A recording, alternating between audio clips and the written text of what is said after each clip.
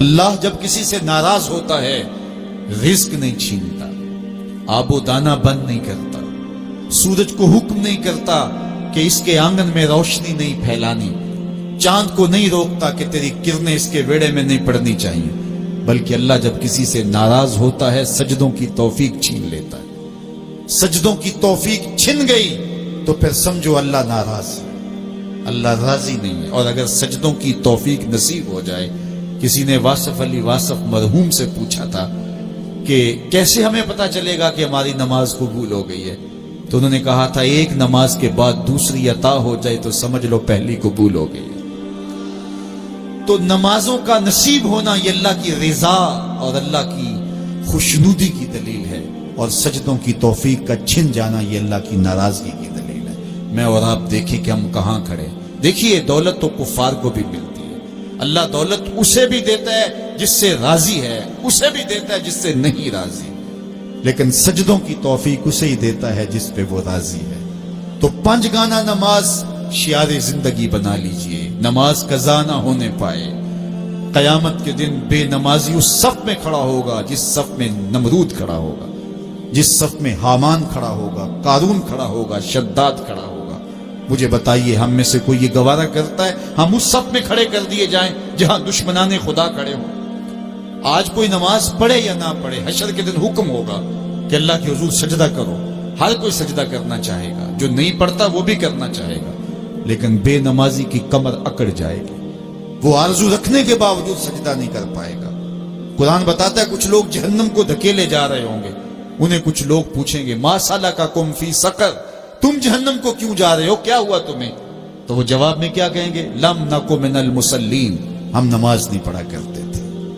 سب سے پہلا حساب قیامت کے دن جو بندے سے لیا جائے گا وہ نماز کا لیا جائے گا۔ پہلا سوال بندے سے یا چڑیاں بھی رب کی تسبیح بولیں اور اشرف المخلوقات سویا رہے، جب صبح کا وقت ہوتا ہے حشرات الارض بھی بلوں سے نکل کے رب کی تقدیس کے ترانے پڑھ رہے ہوتے ہیں، درختوں کی شاخوں پہ چڑیاں پرندے وہ بھی اللہ کی تقدیس کے ترانے پڑھ رہے ہوتے ہیں، حشرات الارض بھی اس کی تقدیس کے گیت گا رہے ہوتے ہیں، اور اشرف المخلوقات خراٹے لے رہا ہو، اس سے بڑی بد نصیبی کیا ہو سکتی ہے؟ آئیے 5 گانا نماز شعار زندگی بنا لے۔ اس مجلس میں اگر کوئی بے نمازی ہے تو آج عزم مصمم کر کے یہاں سے لوٹے کہ آج کے بعد نماز نہیں چھوڑوں گا، اور اگر آپ 5 گانا نماز کی عادت رکھتے ہیں تو آپ کو مبارک ہو، لیکن یہ عزم کر کے جائیے اپنے گھروں میں، اپنے اعزاء و اقرباء اور اپنے دوستوں میں اس زور سے تلقین اور تاکید کریں گے نماز کی کہ وہ پکے نمازی بن جائیں گے۔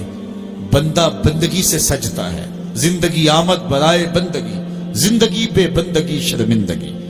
اگر زندگی میں بندگی نہیں تو زندگی کے پلے ہے کیا؟ علماء نے لکھا ہے کہ یہ سارے درخت حالت قیام میں ہیں، چوپائے حالت رکوع میں ہیں، مینڈک تشہد میں ہے، اور حشرات الارض سجدے میں ہے، اور انسان اشرف المخلوقات ہے۔ اس کی عبادت میں درختوں کا قیام بھی رکھا گیا، اور رکوع بھی رکھے گئے، اور سجدے بھی رکھے گئے، اور قعدے بھی رکھے گئے، اس لیے تاکہ اس کی عبادت تمام مخلوقات کی عبادات کی جامع بن جائے۔ لیکن یہ اس کے باوجود اللہ کے حضور سجدہ ریز ہونا پسند نہ کرے تو بتائیے کیسے رحمتیں اس کے اوپر اتریں گی؟